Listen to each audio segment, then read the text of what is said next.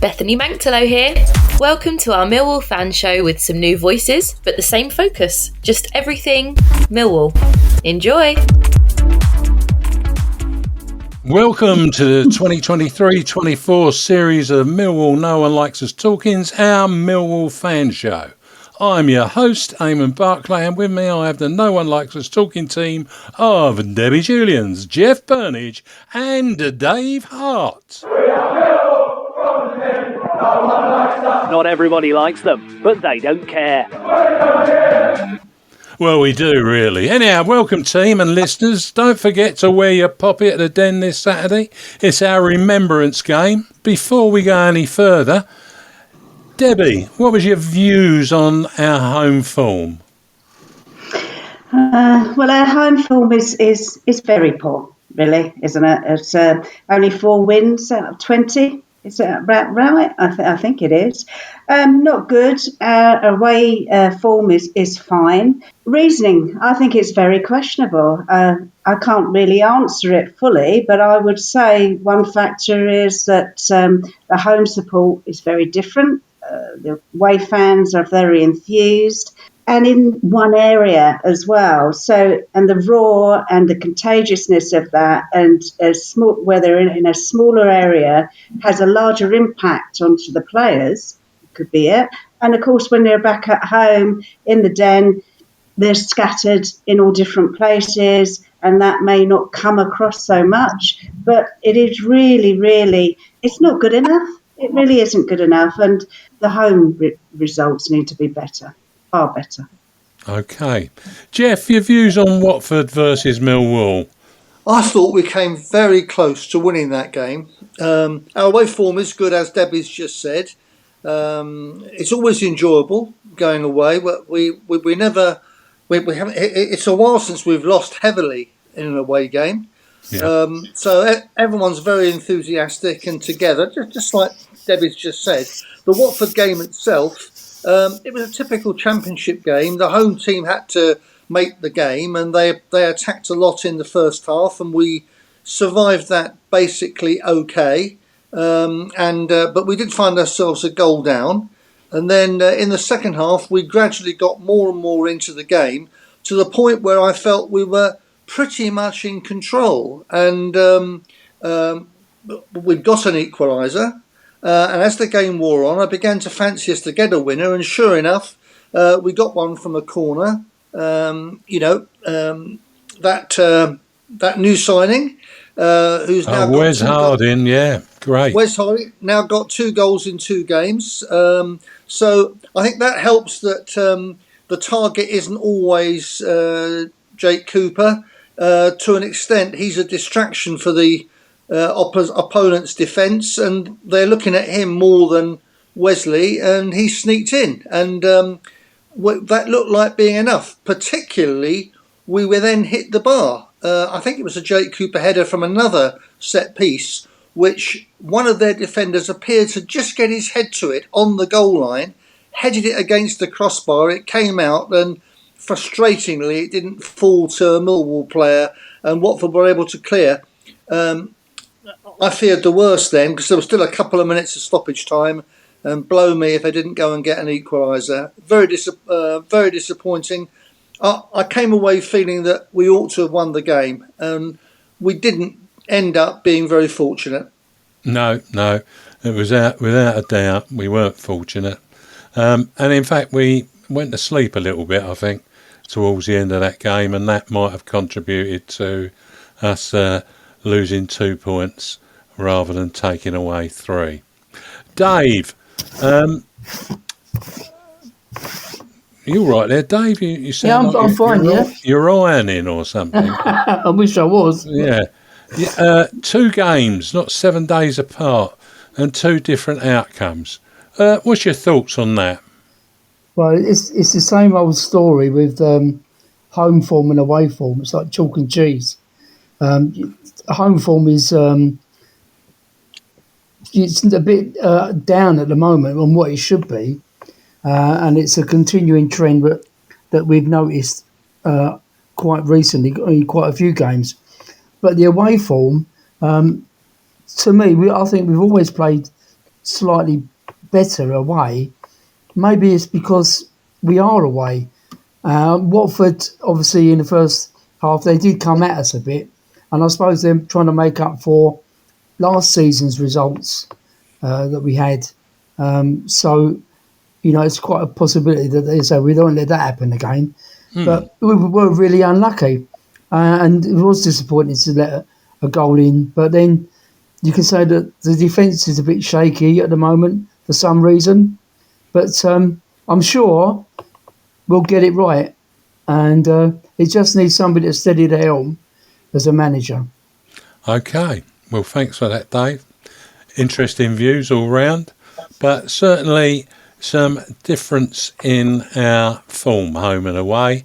And we're looking to consolidate on that and become much better. Anyway, we'll take a break there and hear about our sponsor, G&M Motors. Hi, this is Jess Tuffield from G&M Motors. Operating from a modern and purpose-built facility in Milton Road, Gravesend, G&M Motors offers a complete range of new Honda cars and services. As well as new Hondas, we have an extensive range of used cars, including ex-Motability cars from a variety of manufacturers. Specialising in new Honda cars, G&M Motors has been retailing quality new and used vehicles to the people of Kent and South East London for over 4 decades. We have been a Honda dealership since 1972 and are the country's longest serving supplier of this renowned marque. Conveniently sited just 2 miles from the A2, 10 miles from the M25 and Dartford Crossing, visitors to our showroom are assured a warm welcome from our experienced and friendly staff. Our facilities include an on-site workshop capable of providing full vehicle servicing and repairs, as well as an extensive parts department offering genuine Honda parts and accessories. The expertise of our skilled mechanics is not limited to just Hondas, but extends to most makes and models of motor vehicles.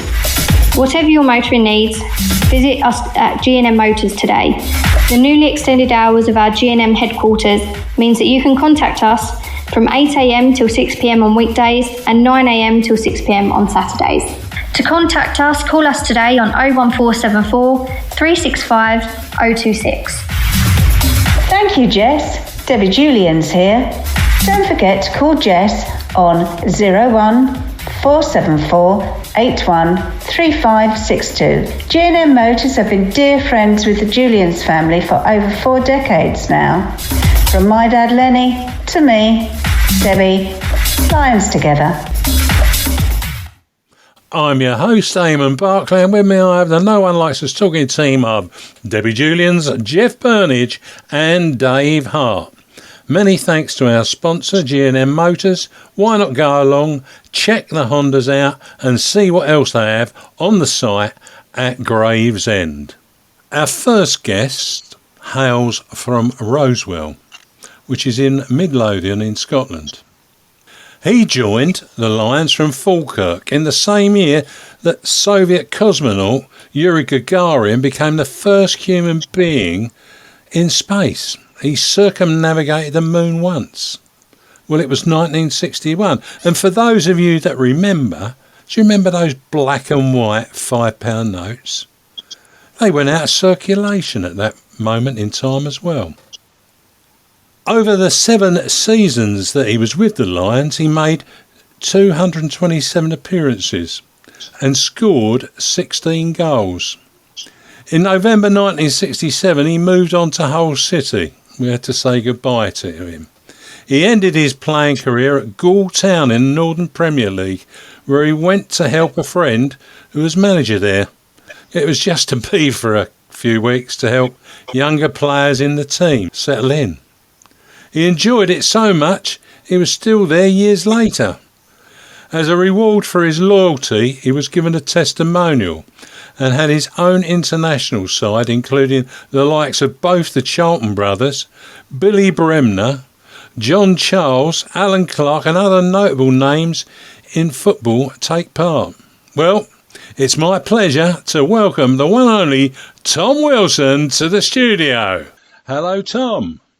Hello, Eamonn. How's things down there? Yeah, not too bad, not too bad. We're surviving. I think Debbie's probably had the worst of it. Hi, Tommy. Hi, Hi, Tom. Tom. Lovely to hear from you. Wonderful to have you back after an absence, actually, of almost exactly 2 years. Would you believe that? Oh, is it? Yeah, Oh, it right. is. Yeah. There's been some good lads on in between though, and I've been listening to quite a few of them. Yeah, They're all very interesting. yeah. There's some great stuff that we get on. Yeah. Anyhow, some great names in that testimonial, even ones that are recognisable to people all over the world. Football Yes. recently lost one of those mentioned, the great Bobby Charlton. Very sad, isn't it? Very Yeah. sad. Yeah. It was a loss that rebounded around the world. What was your Well, he greatest was. memory of Bobby? I think seeing him score a couple of goals for Manchester United in the European Cup final at Wembley, I think it just more or less put a stamp on what he actually was. He seemed to carry the team quite a bit, although there were quite a few other stars in the side at the same time, and namely Alex Stepney, who played with us at Millwall. But seeing Bobby that evening, he seemed to be gliding across the Wembley turf as if he was on wings, like, you know. And then the 2 goals he scored were just spectacular goals and appreciated by the Man United supporters. Yeah, he was. He was a talent, that's for sure. He certainly An was. absolute talent. Thanks for that. Hello again, Tom. Jeff Burnige here. Your knowledge about the game is extensive and varied. How would you say, though, that the players of today are different from the players in your day when you played, and how has the game changed in the most recognisable way?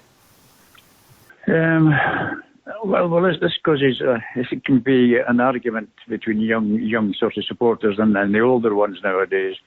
When we tend to talk about when we played, but I'm friendly with one or two of the lads up here in Hull, the older players, and you tend not to sort of say, "Oh well, when we played," because you can see the response from the younger ones. Oh, here we go again, kind of thing. But the game, in my opinion, isn't as enjoyable for the supporters or the players. The players used to play with sort of this encouragement from the manager and supporters and enjoyed it. Okay, there was a bit of rough and scuff and all the rest of it and hard stuff as well. And hard, if I say hard stuff, I mean fair hard stuff, like the Mackays and the people like that they played in those days. Nowadays, there seems to be a different kind of entertainment, if you like. My young grandson plays at Southampton, and he said, "Papa," says, "every time we have training sessions, says, if we have a game, practice game, says, you can hear the coach at the side, keep the ball, keep the ball, keep the ball." Well, that's fine. But some of the football that's played is played in their own half or just outside their own 18-yard box. That's not entertaining the supporters that paying a lot of money to see them. They want to see that game. Okay, if you want to play it further up the park where you're entertaining and they'll be attacking with the possibility of scoring goals, you know. So I just think the game as a whole, although it's not changed, the goals are in the same place, the ball's the same shape and everything, but I do think it has changed and not as entertaining for the supporters. I mean, how often do you see a Barry Rowan or a little Jimmy Johnson going past the fullback, being the next one, crossing it, and somebody heading for goal? You don't see that now. Very rarely. It's mainly run at a defender, wall pass, play your friend, go past him and get a wall. And that, to me, is good, but it's not as entertaining as it was in our day. Very interesting, Tom. Hi, Tommy. Lovely to speak with you. It's Debbie here, of course. I just wanted to I know we speak personally all the time, and just wanted to, what we discuss often is about the relationship you had with my dad. And of course, it wasn't just my dad, it was there with Kitty, your wife, and my mum, JJ, and the family as well. But could you please tell the relationship you had with my dad and how he influenced your game? Well, Lenny came to the club. I think he came after I had been there a couple of years or so. And I think it was Billy Gray, God rest him, that brought Lenny to the club. Straight away from the beginning, it was an influence on us younger players, if you like. He was a leading centre forward. He could mix it if he needed to mix it. He could certainly play and read the game well. As far as my own game is concerned, he seemed to take me under his wing and suggest certain things at half-time, suggest this, I used to hit a lot of cross balls to Barry Rowan, that if they got there, they were great balls. If they didn't get there, they were bad balls. And then he used to say, we've got a night school tonight. He said, I'm going to take you to West Ham. We'll watch how West Ham play. And they were playing this ball really from the goalkeeper out to the defenders years and years ago compared to the ones being played nowadays. I think it's Man City that started all that. It's not. They started way back those years ago. And Lenny used to talk me through the game, sitting at Upton Park and saying, well, see what they do. They do this, play the if there's a next easy ball on, play the easy ball. You can always talk and get it back again. But he was always encouraging me. He always had something to say to me that was constructive in my game. And I believe he helped me more than probably anybody else at that time. Tommy, that is so special and very difficult sometimes not to get upset. But thank you. It's very special. You are. Thank you. Evening, Tom. It's Dave here. Great to talk to you. And I was privileged to see you play back in the day. So, but the question I'd like to ask you tonight. Recently, you came to the Hull game at the Den with your granddaughter. How was it for you both? And who did you meet with when you came? That was a nice day for me, and my granddaughter's she's the youngest grandchild actually. She's been wanting to come to a game, especially at Millwall, for years now. She's heard me and her dad who's a Leeds United supporter, but then again nobody's perfect. Enjoyed it thoroughly, really, from start to finish. As soon as we arrived near Zampa Road, Chris Bethel met us, and again, it was lovely to see him. I hadn't seen him since last season when he came up to Hull. I enjoyed the game. I've met a lot of supporters that obviously, like myself, have been on in years, but seem to recognise a lot of old faces. The game itself, I felt, was entertaining. The old Irish saying, well, it's a game of two halves. I think Hull City in the first half were quite good and should have gone ahead more than they were. But the second half, when the manager at Millwall changed the tactics a little bit, I felt that our own manager was shocked to see what was happening on the pitch. For the second half, in my opinion, Millwall ran the game and in the end could have won the game, because I just felt that the manager wasn't able to counteract new tactics in the second half and could have lost the game. But fortunately for him, it ended up as a draw. But it was a fantastic day for me. I met Barry Rowan, who I keep in touch with quite a lot. I met Johnny Millwall and Terry's friend, who's a great lad. I forget his second name. But it really was fantastic. It was a nice day with lots of photographs and a lot of memorabilia sort of on the walls and whatnot. And it was really lovely to be back after all the time I've been away. Oh, it's fantastic to hear that. Hi, Tommy, it's Dave again. How and why did you come to play at Millwall? Who actually signed you up? It was the lovely Ron Gray, actually, that signed me. I'd been playing for Falkirk at that time. I had 4 years at Falkirk. And I had quite a few games at Falkirk and quite enjoyed it, playing with some very good players at that time, considering we were classed as a smaller club in Scotland. But there was 2 or 3 international players playing at that time, like Alec Parker or Tommy Younger, people like that played. And it must have been from that time that Ron, either one of his scouts or somebody, recommended me to Ron Gray in London. I was quite surprised that I ended up down there. But at that time, if you were 5 years with a club, they were bound to give you what they call a benefit, and that was £750. Well, there was 3 players, myself, John White, who went to Tottenham, Dougie Moran went to Ipswich and won a league medal, and myself, I went to Millwall. And it was all because the club wouldn't pay each of us £750. So in a way, it was a blessing in disguise that I was let go at that time and ended up at the Den.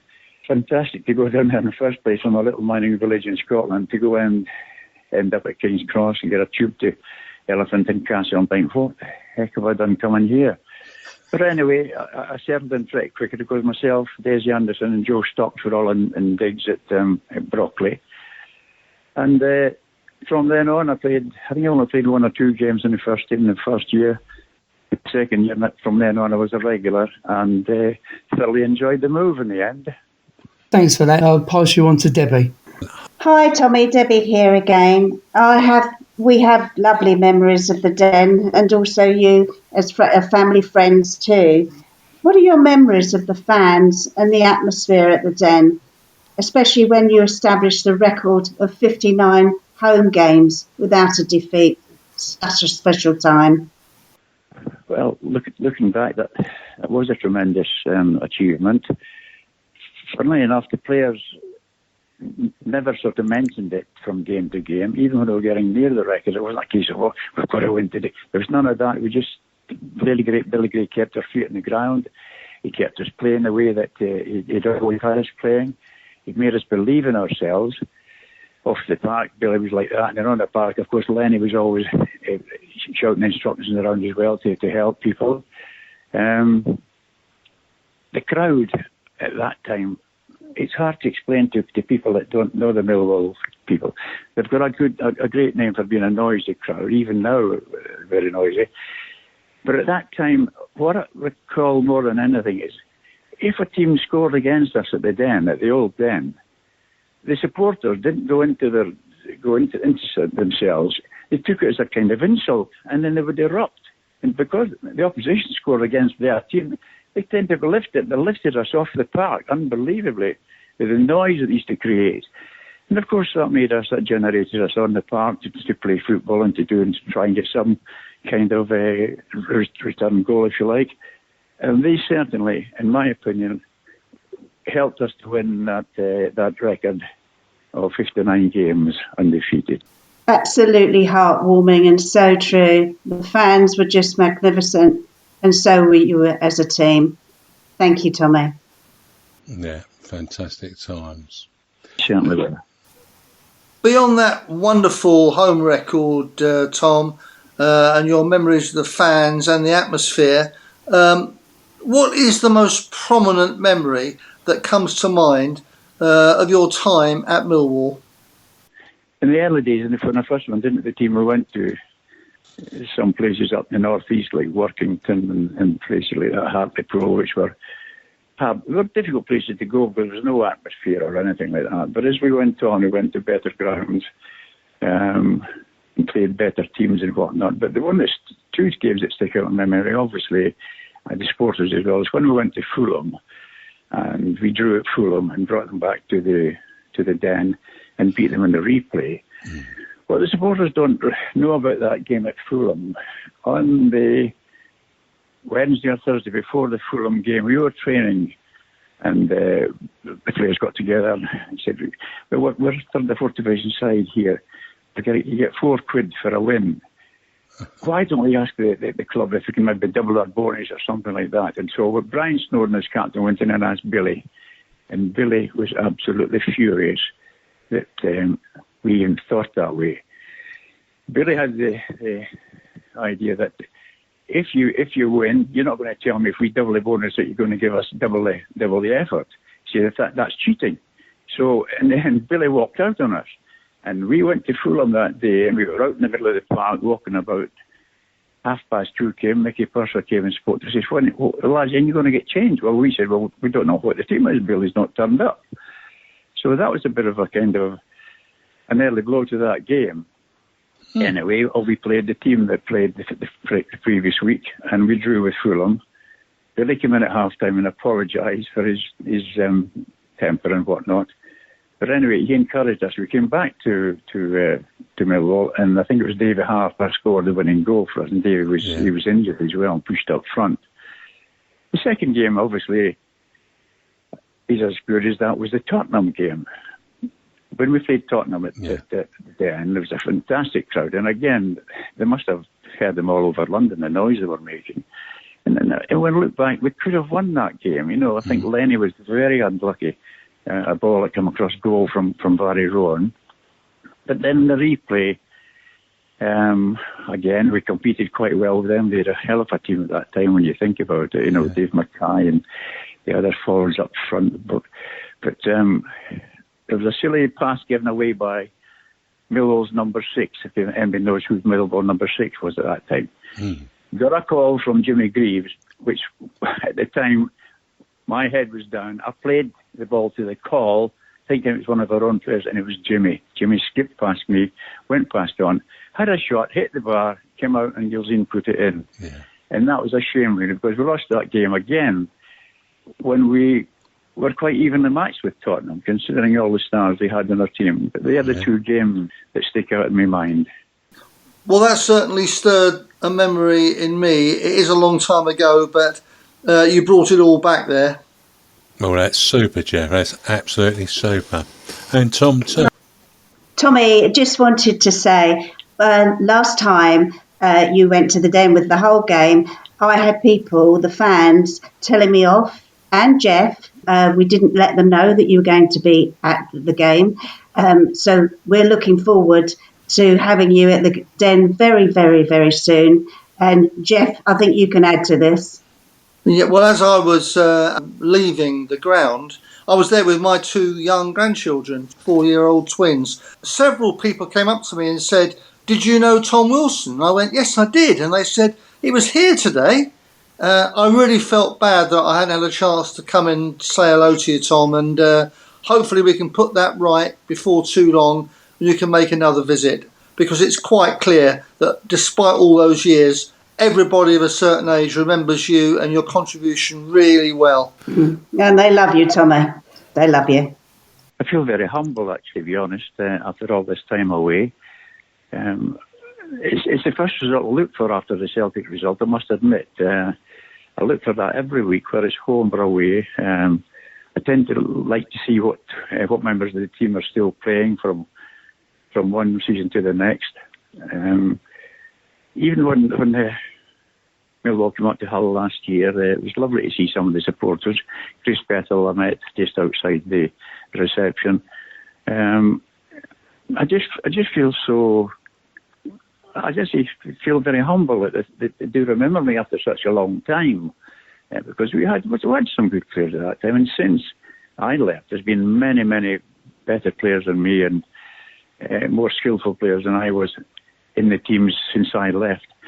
But I just can't say enough about the supporters. I never had a bad word for any of them, and I just thank them for the kindness in remembering me. Also, fans who are much younger know your story, and your story is large and wide amongst the fan base. Well, there you go, Tom. That can't be bad. Tom, thanks for joining us. It's been a pleasure and an honour to have you on the show once again. But before you leave us, as is the tradition, please could you give us a prediction for Millwall versus Southampton at the Den this Saturday? Well, we played Southampton a few weeks ago, and they play as they were last season. They play like a Premier League side. Some very skillful individual players. Having said that, we tended to hold on for the 90 minutes, and they scored late on to beat us 1-0. They're a very good organised side, which you would expect coming down from the Premier League. But there again, they've got the Millwall crowd to deal with as well as the players on the park. So I think if the supporters get behind the team as they used to get behind us, they can give Southampton a stiff game. And you never know in the end. You know, these teams sometimes come to teams like Millwall or Hull City and they think, oh, this will be easy. Nothing's easy nowadays, I'm afraid. And if the supporters get behind the team as they usually do, I think you can maybe get something out of it. Well, thanks for that, Tom. We look forward to hearing from you in the future.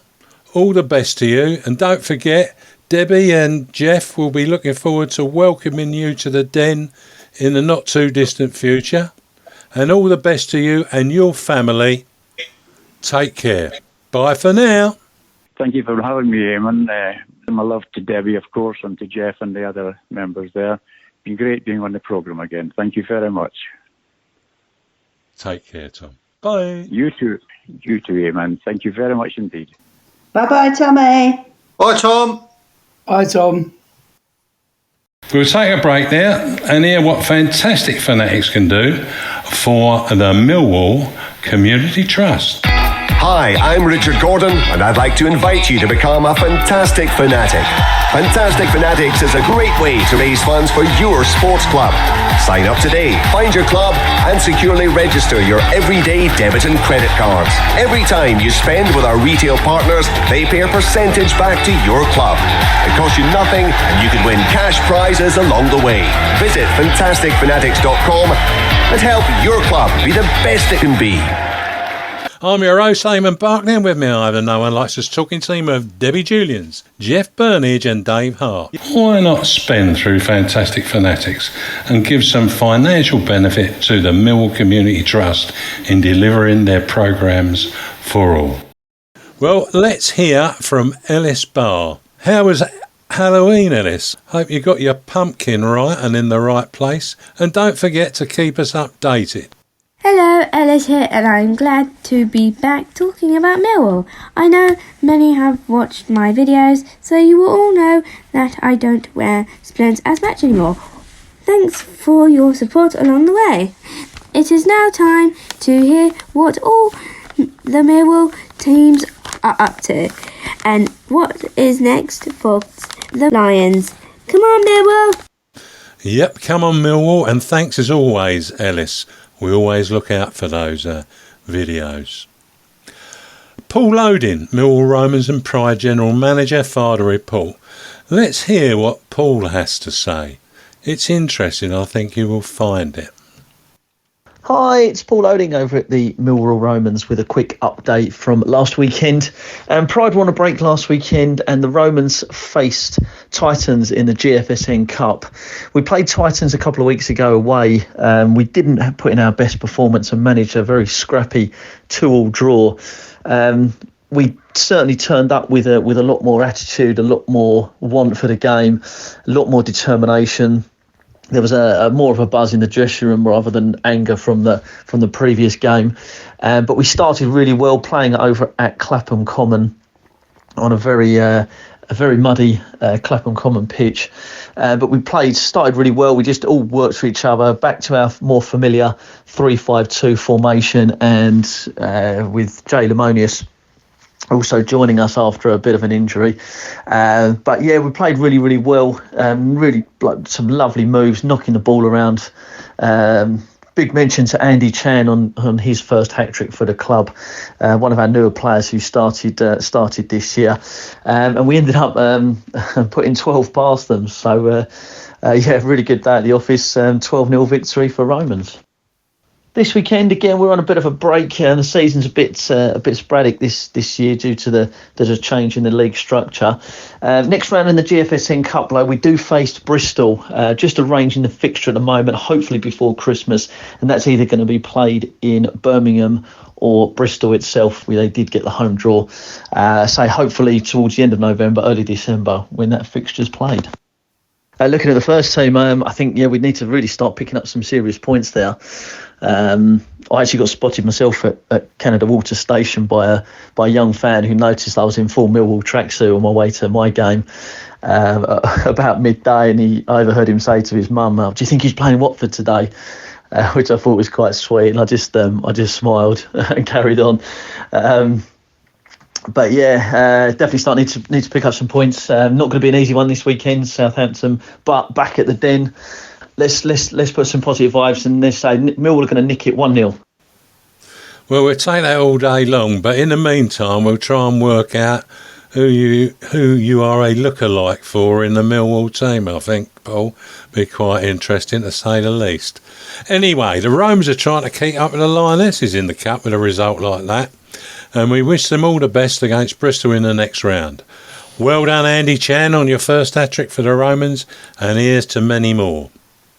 Now, one of our panellists, Jeff Burnige, filed a report for Maritime Radio following the Millwall Lionesses game at home to Crawley Town on Sunday. I remember Ted Robinson saying, I think, up at Maritime Radio, it was going to be a hiccup for the Lionesses because we talked about it being something that they should score a few goals at. Well, here's Jeff, and hear what Jeff had to say. Maritime Radio. Well, Millwall Lionesses return to league action at St Paul's Sports Ground on Sunday in the hope of extending their winning streak to 5 on the run. Jeff Burnige picks up the story. This is Jeff Burnige reporting for Millwall Lionesses. Well, Millwall kept up their recent amazing form with a 4-0 victory over Crawley AFC on Sunday, and this takes them into the top half of the London and South East Regional League Premier Division. It was a first half of missed opportunities and shots off target, but the opening goal was actually a gem. Emma Witter dribbled the ball into the box and released wide player Liv McGregor, whose pinpoint cross was headed home by Shannon Drew at the far post. The Lionesses' superiority in the second half saw another finish from Chloe Burr, followed by 2 goals from 17-year-old substitutes Melissa Jones and Ellen Napper. I spoke to joint manager Alex Russell immediately after the final whistle. After today's 4-0 win, what was your impressions of the game, Alex? I thought it was a scrappy game in truth, but to turn up and to be disappointed with necessarily how we played but still win 4-0 was testament to how the girls have been since we've come in. But, you know, we went in at 1-0 at half time, plenty that we wanted to speak about and plenty of questions we asked. We wanted to come out in the second half and put another 3 past Crawley. You know, credit to the girls. And you got Maisie Joyce, one of last season's team, back in for her first game of the season. She got, 10-15 minutes at the end? That was planned? Yeah, absolutely, yeah, just easing her in. She's been training for a couple of weeks now, but there's no sharpness like match sharpness. You can't really replicate that other than getting her involved. So it's good to have Maisie back. She's a cracking character as well as a player. But yeah, I mean, they're all good, great bunch. And now, unusually, we've got a midweek game under floodlights at Enfield on Wednesday. Looking forward to that? Absolutely. Football under the lights. That's what it's all about. You know, we're a fairly available squad. No spoilers, but you know, we haven't got anybody that's particularly missing. We look forward to going to Enfield and trying to build on what we've been doing so far. Thanks, Alex. Well done. Cheers, Jeff. Thank you. Jeff Burnige reporting there, and you can listen again to our Millwall special show, which was on Friday night at maritimeradio.co.uk. Click listen again. Back to this morning, your latest traffic. Well, thank you, Duncan, for airing the views from Jeff and also mentioning our show at Maritime Radio. It's true to say that the game never took place on Wednesday. I think that was because they heard that Miles Thornton on Tuesday would not be able to attend that evening. But subsequently the game was cancelled and, well, we'll just have to wait for that floodlight game again.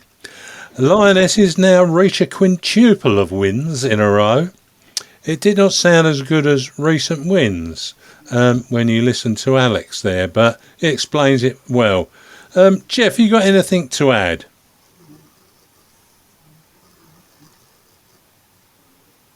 Obviously, Jeff, can you start again, please? Thanks, Eamonn. Yeah, only that it was disappointing that the game at Enfield on Wednesday was called off.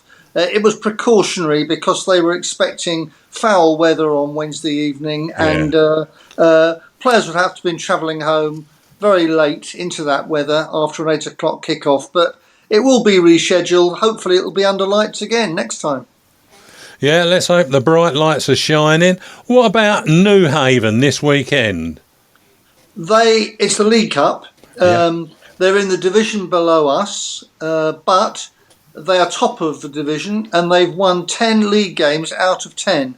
So the supporters are hoping that Alex, Adam and the girls show no complacency for that game, playing against the lower division team.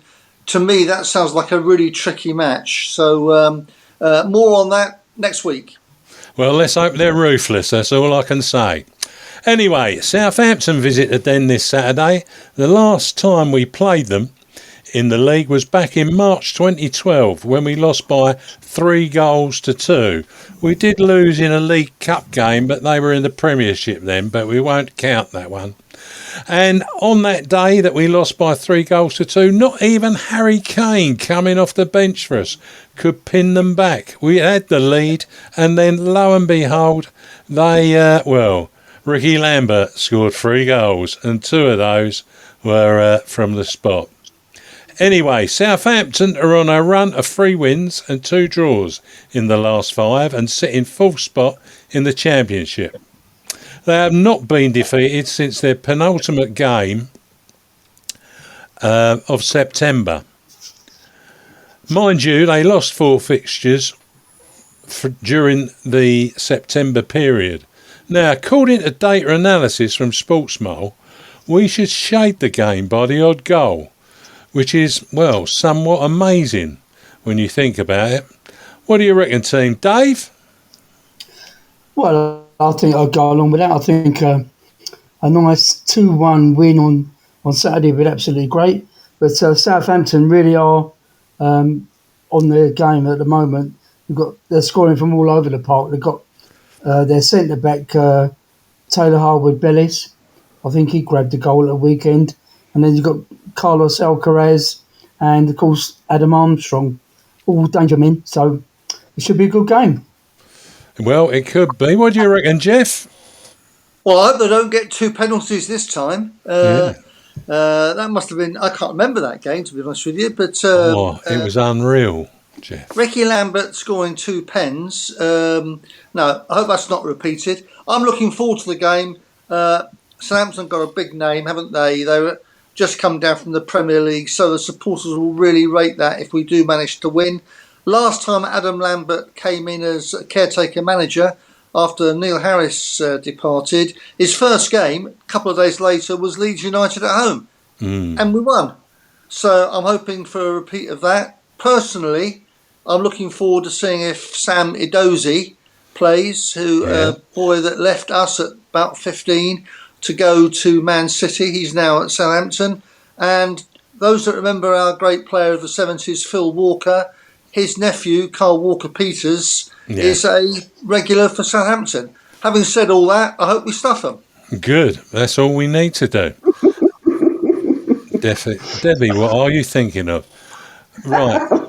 Let's go. Yeah, okay. I do as well.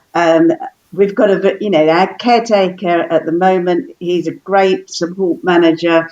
Let's hope he gets this, and I really hope for him that we come out and we win this game. I mean, we were in the Premier League last year. It's a hard task, but let's do it. So I'm definitely going to go with 2-1. Hopeful. And I'm going to go with that score as well. Not the score that Jeff has said, stuff them. But there you go. I think we can survive without that. Anyway, I'm going for 3-0. 3-0. Well, yes. Why not? All scored by one player. That would be a spin back, wouldn't it? Eh? Well, let's hope so. It'd be great. Anyway, we'll take a break there and hear what Harvey Brown has to say about the Lions Food Hub.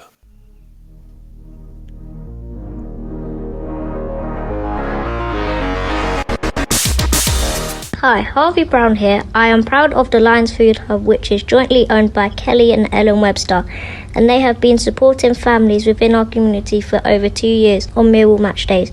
If you would like to donate to them, they have a match day donation hub by the SE16 bar at Coldblow Lane, end of the ground, where they accept any food or money and toiletry donations. If you can help, any donations will be received with thanks.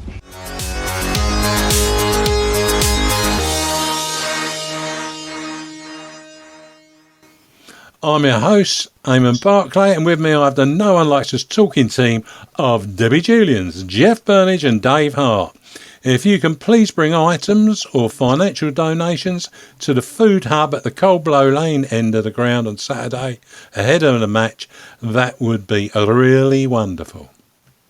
Oh, by the way, the Food Hub are looking for donations to make up Christmas hampers. So if you can bring along your donations to make up a Christmas hamper, that'd be excellent.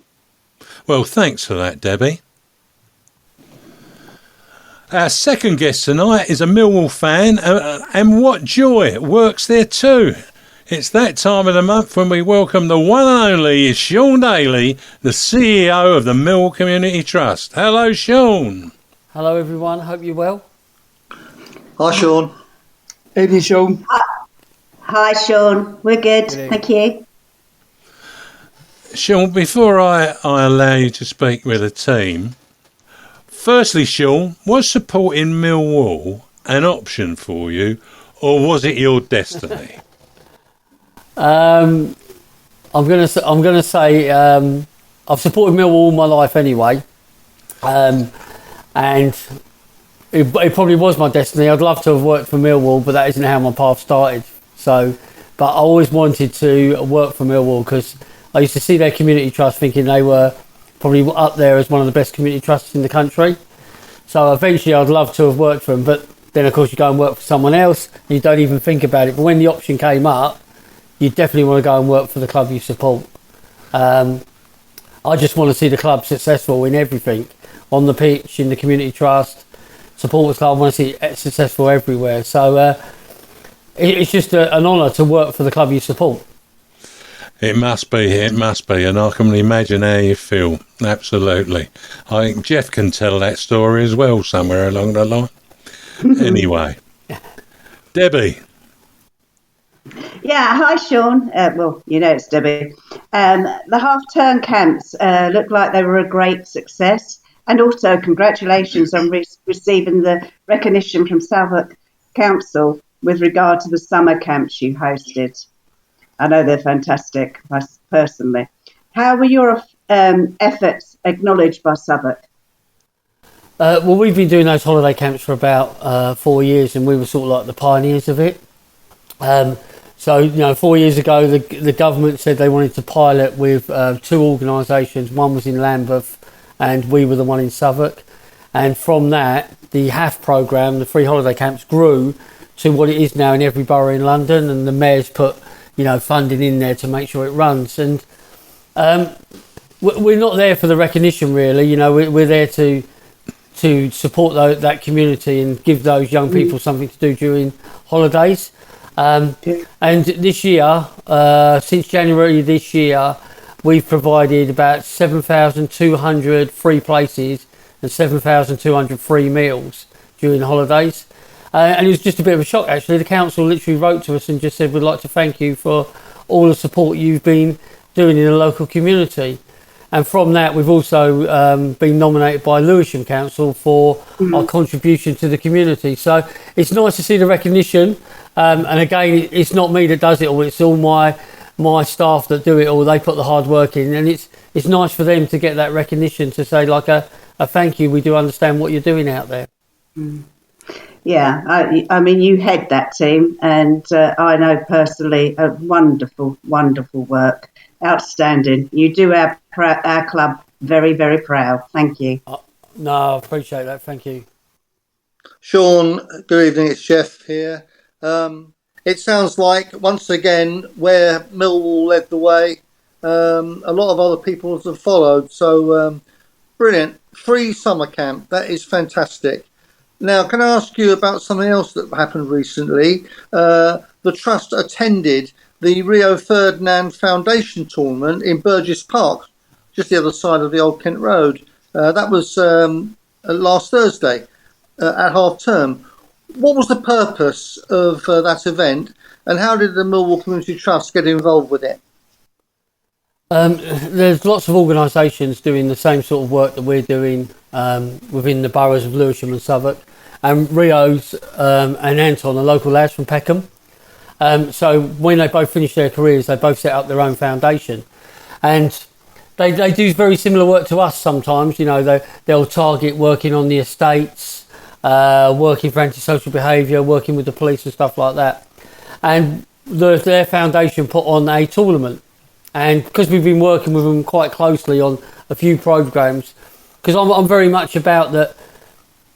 We are the big football club. We're the big professional football club, but there's loads of other organisations in the borough doing some great work, some really good work, and we shouldn't come in and trample on them. If anything, we should endorse them and help them. And I think the more partnerships and the strength you are as an organisation, and the stronger you make them. And the Rio Foundation, reached out to us about a year ago, saying, "Look, we're doing stuff in South Bermondsey, we're doing stuff in Peckham. Instead of us duplicating what we're doing, why don't we work together?" So we've done some estates leagues together, we've done some holiday camps together, and then the Rio Ferdinand Foundation put on a tournament, and we sent in a couple of our kicks groups to play in it, which was great for them. There was a girls team in there was a couple of boys team, but they get to represent Millwall, which is great for them, because an accolade for them, young kid, not in a football academy, but goes out and represents Millwall against other organisations, including Rio's academy. But that's how it is. We're doing a lot of partnership work with a lot of organisations, and just it makes us stronger as an organisation and them. Nice to talk to you again. Hi, Dave. You've mentioned the Junior Premier League Kicks programme. Can you tell us about what someone joining that programme would get from being involved with it, and how they can join? Yeah, sure. So Premier League Kicks, we've been doing it for about 10 years.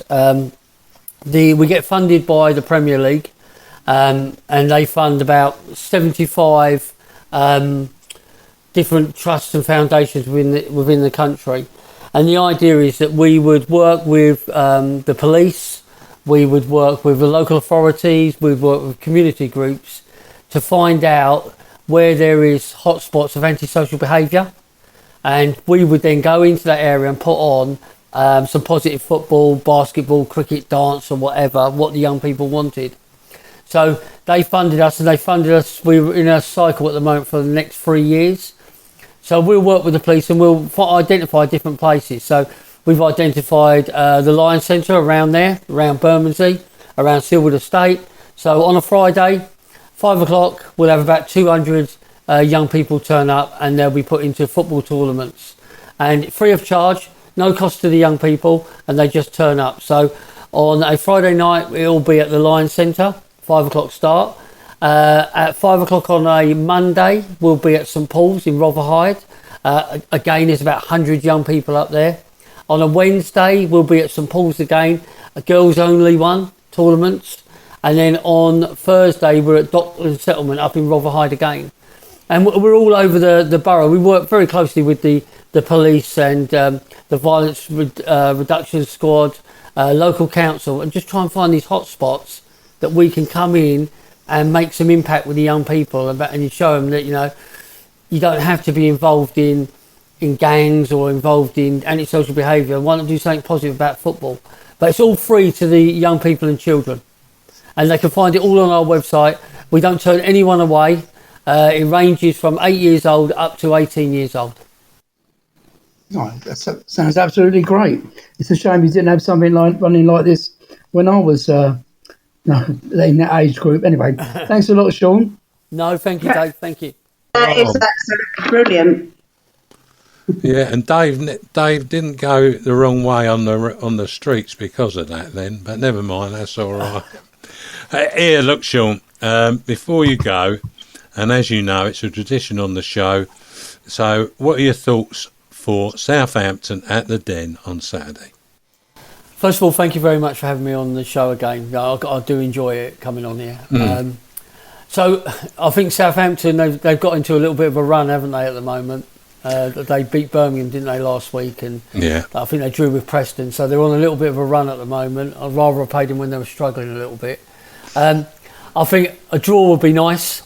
I'd love to see Millwall win, like I want to see Millwall win every game, but I think a draw would be fairer. So I'll go for 1-1. Yeah. You'll be surprised to know that statistics-wise, it shows that we should just edge it. That's amazing, really, but it's And what's true. Jeff saying? What's Jeff saying? What's Jeff saying? Well, let's hear what Jeff has to say. I think he gave us a quite an optimistic result somehow. Jeff?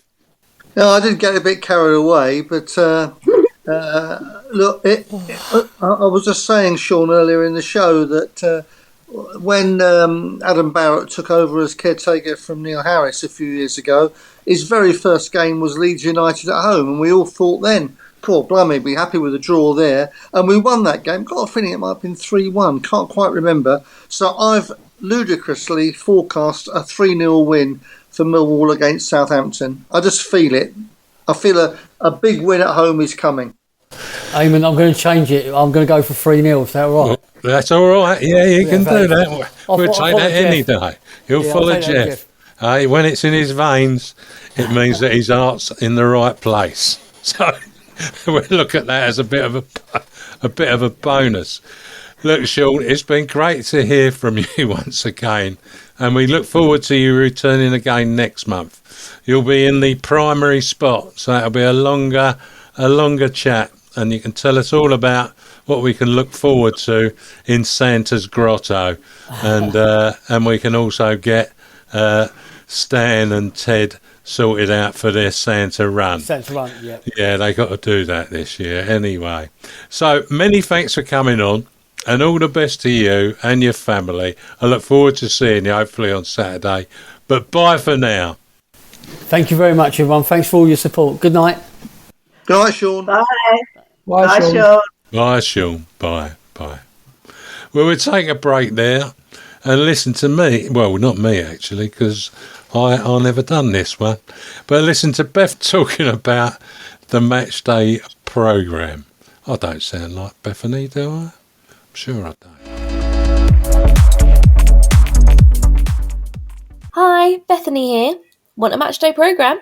You'll find them with sellers outside the ground by the gates at Zampa Road, Stockholm Road and Senegal Road. They cost £1 and the sellers ask if you can have the right money, as change will be difficult. If you want to get a message, photos of special events, memorials or just ones for good luck to be included, email smprogram@protonmail.com.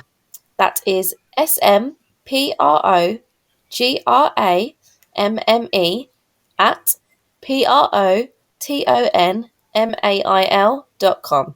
It's a great read.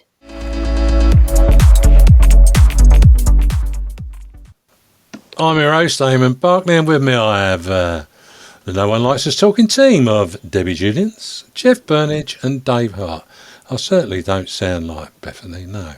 Have you a £1 coin ready to buy your programme? Because Patricia Maslin is not keen on giving any money back when you give her a £5. So make sure you got your £1 coins. Anyway, we're all looking forward to the next game.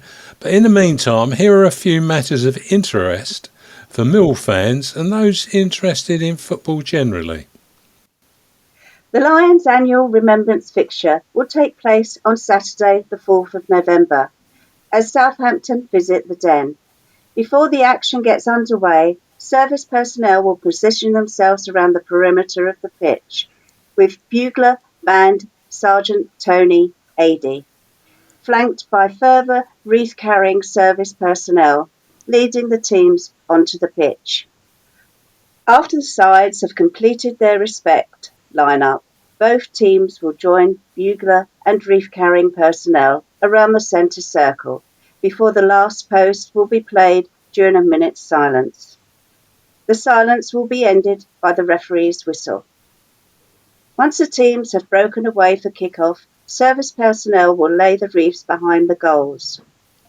The Lions will be wearing poppies on their shirts, which will be auctioned from kick-off against the Saints, with all monies raised going to Royal British Legion Poppy Appeal. Bucket collectors will be situated outside the ground, raising funds for Poppy Appeal, so please dig deep. A range of Millwall Poppy badges and other special edition Poppy badges will be available to purchase in the SE16 fan zone. Be sure to get there early to see the ceremony. Good night from me. Next week, the show will be back with Miles hosting, He'll be joined by a panel of Ted, Dawn and George, with the usual couple of guests. Don't forget, Millwall Lionesses are playing New Haven on Sunday at 1:30 at St Paul's Sports Ground. That's in the League Cup. So why not get along and give the improving Lionesses a well-deserved boost with your support. Good night from me. Talking of Millwall Lionesses, why not join us and support the players through a short shirt sponsorship? Can I say that again? Say it again. A spurt sponsorship sounded good. Terrible. Okay. Talking of Millwall Lionesses, why not join us and support the players through a shirt sponsorship? The 23-24 season benefits are a signed shirt, a complimentary season ticket for the 23-24 season, website message on Millwall FC main site, presentation photograph with sponsored player, and a social media post announcing sponsorship. The cost of the sponsorship this season is just £180. To inquire, go to the Millwall Community Trust website and search for sponsorship opportunities and email them your inquiry. That's good night from me. Well, don't forget you'll be able to listen to the No One Likes Us Talking team, bring reports from our games both home and away for both the Lions and Lionesses, and also updates on Mill Community Matters too, on Maritime Radio, broadcasting on 96.5 FM. Additionally, you can find us on Instagram, Facebook and X, formerly Twitter, social media sites and all popular podcast sites. Well, that's it from me. Thanks, Debbie. Thank you. Brilliant show. Thanks, Jeff. Okay. And thanks, Dave. Thank you, and thanks for listening.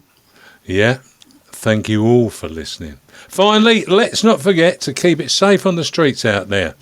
Good night.